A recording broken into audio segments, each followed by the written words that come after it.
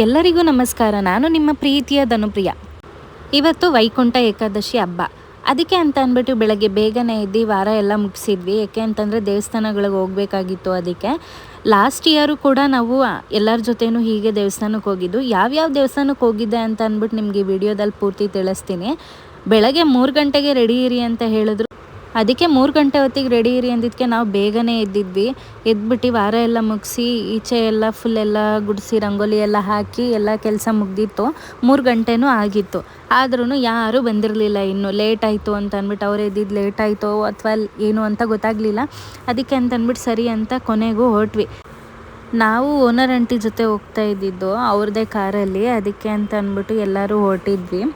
ಅಕ್ಕಪಕ್ಕದ ಮನೆಯವರೆಲ್ಲ ಸೇರಿ ಹೋಗಿದ್ದು. ಅವರು ವರ್ಷವೂ ಇದೇ ಥರ ಕರ್ಕೊಂಡೋಗೋದು, ಎಲ್ಲರನ್ನೂ ಕರ್ಕೊಂಡೋಗ್ತಾರೆ.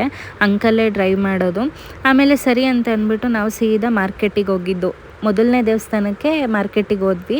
ಅಲ್ಲಿಗೆ ಫಸ್ಟ್ ಹೋಗಿದ್ದು. ಅಲ್ಲೋದ್ರೆ ತುಂಬಾ ಚೆನ್ನಾಗಿತ್ತು ಡೆಕೋರೇಷನ್ ಎಲ್ಲ. ನೀವೇ ನೋಡ್ತಾ ಇರ್ಬೋದು ಎಷ್ಟು ಚೆನ್ನಾಗಿದೆ ಅಂತ ಅಂದ್ಬಿಟ್ಟು.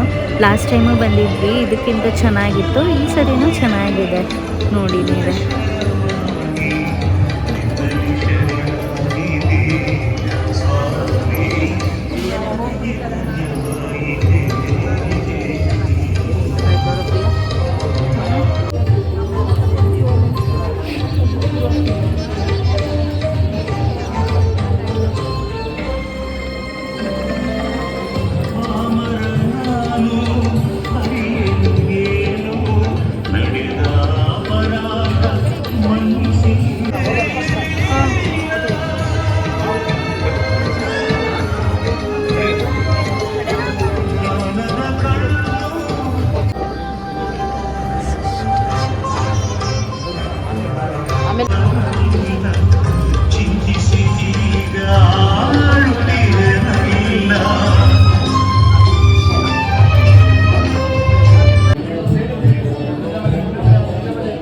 ದರ್ಶನ ಮಾತ್ರ ತುಂಬಾ ಚೆನ್ನಾಗಾಯಿತು. ತುಂಬ ಚೆನ್ನಾಗಿ ಡೆಕೋರೇಷನ್ ಮಾಡಿದರು. ಅದಾದಮೇಲೆ ಇಲ್ಲಿ ಆಂಜನೇಯ ಸ್ವಾಮಿ ದೇವಸ್ಥಾನಕ್ಕೆ ಹೋಗ್ಬೇಕಂದ್ರೆ ಲೈನಲ್ಲಿ ನಿಂತ್ಕೋಬೇಕು. ಅದಕ್ಕೆ ಲೈನಲ್ಲಿ ನಿಂತ್ಕೊಳ್ಳೋಣ ಅಂತ ಅಂದ್ಬಿಟ್ಟು ಹೋಗ್ತಾ ಇದ್ವಿ. ನಿಜ ಎಲ್ಲ ದೇವ್ರಿಗೂ ಅಲಂಕಾರ ಮಾತ್ರ ತುಂಬಾ ಚೆನ್ನಾಗಿ ಮಾಡಿದರು. ನಮಗೂ ನೋಡೋದಕ್ಕೆ ತುಂಬಾ ಖುಷಿ ಆಗ್ತಿತ್ತು.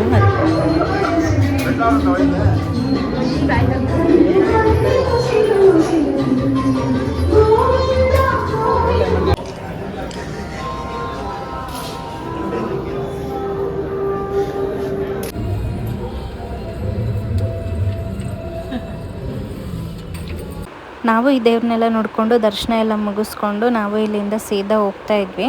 ಆವಾಗ ನಮಗೆ ಪ್ರಸಾದ ಕೊಟ್ಟರು, ಲಾಡು ಪ್ರಸಾದ. ತುಂಬ ಚೆನ್ನಾಗಿತ್ತು ಲಾಡು ತಿನ್ನೋದಕ್ಕೆ. ನಾವು ಅವಾಗ ತಿನ್ನಲಿಲ್ಲ, ಮನೆಗೆ ಬಂದೇ ತಿಂದಿದ್ದು. ಎಲ್ಲ ಕಡೆನೂ ಲಡ್ಡುನೇ ಕೊಡ್ತಿದ್ದಿದ್ದು.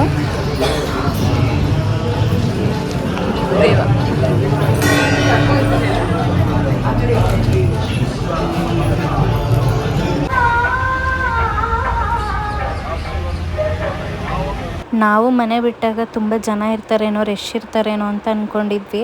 ಸದ್ಯ ಅಷ್ಟೊಂದೇನು ಜನ ಇರಲಿಲ್ಲ. ಆಮೇಲೆ ನಾವು ಈ ಕಡೆ ಬಂದಮೇಲೆ ತುಂಬಾ ಜನ ಆದರು. ನಾವು ಲಾಸ್ಟ್ ಟೈಮ್ ಬಂದಿದ್ದಾಗ ನಾವು 3 ಸತಿ ದೇವಸ್ಥಾನದಲ್ಲಿ ದರ್ಶನ ಮಾಡಿದ್ವಿ ಈ ದೇವಸ್ಥಾನದಲ್ಲಿ. ಬಟ್ ಈ ಸತಿ ಲೇಟಾಗಿ ಹೊರಟಿರೋದ್ರಿಂದ ಮಿಸ್ ಆಗೋಯಿತು. ಸರಿ ಅಂತ ಅಲ್ಲಿಂದನೂ ಸೀದಾ ನಾವು ಇನ್ನೊಂದು ದೇವಸ್ಥಾನಕ್ಕೆ ಕರ್ಕೊಂಡು ಹೋಗ್ತೀವಿ ಅಂತ ಅಂದ್ಬಿಟ್ಟು ಅದಕ್ಕೆ ಅಂತ ಅಂದ್ಬಿಟ್ಟು ಅಲ್ಲಿಂದನೂ ಸೀದಾ ನಾವು ಹೊರಡ್ತಾ ಇದ್ದೀವಿ. ಅದಾದಮೇಲೆ ತುಂಬಾ ಜನ ಇದ್ದರು. ನಾವು ರಿಟರ್ನ್ ಆಗೋ ಅಷ್ಟರಲ್ಲಿ ತುಂಬಾ ಜನ ಆಗ್ತಾಯಿದ್ರು. ಎಷ್ಟೊಂದು ಜನ ಬರ್ತಾಯಿದ್ರು. ನೆಕ್ಸ್ಟ್ ನಾವು ಬಂದಿದ್ದೆ ಇದೇ ದೇವಸ್ಥಾನಕ್ಕೆ. ತುಂಬಾ ಚೆನ್ನಾಗಿತ್ತು. ಇಲ್ಲೂ ಲಾಸ್ಟ್ ಟೈಮ್ ಬಂದಾಗ ಇಲ್ಲೂ 2 ಸತಿ ದರ್ಶನ ಮಾಡಿದ್ವಿ. ಅಲಂಕಾರ ಮಾತ್ರ ತುಂಬಾ ಚೆನ್ನಾಗಿ ಮಾಡಿರ್ತಾರೆ ಇಲ್ಲೂ.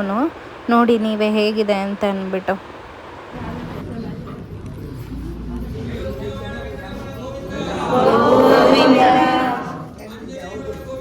ಗೋವಿಂದ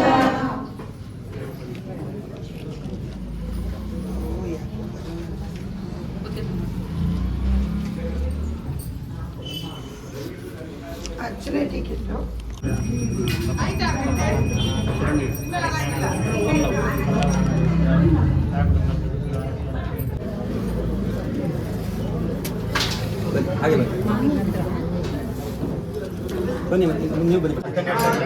ನೇತೃತ್ವವನ್ನು ವಹಿಸಿರುವವರು ಶ್ರೀಮತಿ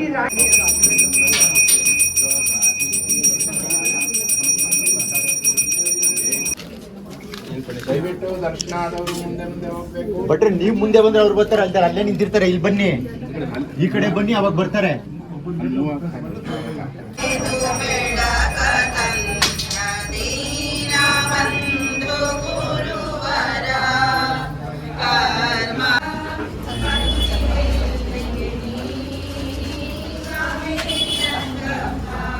ನಾವು ಅದನ್ನು ಮುಗಿಸ್ಕೊಂಡು ಇನ್ನೊಂದು ದೇವಸ್ಥಾನಕ್ಕೆ ದರ್ಶನಕ್ಕೆ ಅಂತ ಬಂದ್ವಿ. ತುಂಬಾ ಜನ ಇದ್ದರು.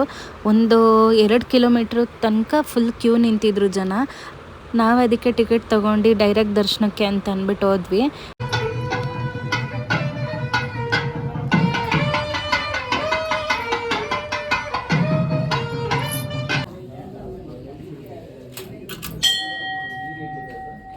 ನಾವು ಮನೆ ಬಿಟ್ಟಾಗ ಕತ್ಲೆ ಇತ್ತು. ನಾವು ಮನೆಗೆ ಬರೋ ಅಷ್ಟರಲ್ಲಿ ಬೆಳಕಾಗಿ ಹೋಗಿತ್ತು. ಅದಾದಮೇಲೆ ನಾವು ಸೀದಾ ಮನೆಗೆ ಬಂದ್ವಿ. ಮನೆಗೆ ಬಂದುಬಿಟ್ಟು ನಮ್ಮಮ್ಮ ದೇವಸ್ಥಾನಕ್ಕೆ ಬಂದಿರಲಿಲ್ಲ. ಅದಕ್ಕೆ ಅಂತ ಅಂದ್ಬಿಟ್ಟು ನಾವೇನು ಮಾಡಿದ್ವಿ, ನಾವು ಅದಕ್ಕೆ ಮನೆ ಹತ್ರ ಇರೋ ದೇವಸ್ಥಾನಕ್ಕೆ ಬಂದಿದ್ವಿ. ಇಲ್ಲಂತೂ ತುಂಬಾ ರಶ್ ಇತ್ತು. ಆದರೂ ಪರವಾಗಿಲ್ಲ ಅಂತ ಲೈನಲ್ಲಿ ನಿಂತ್ಕೊಂಡು ದರ್ಶನ ಮಾಡೋಕ್ಕೆ ಅಂತ ಹೋದ್ವಿ.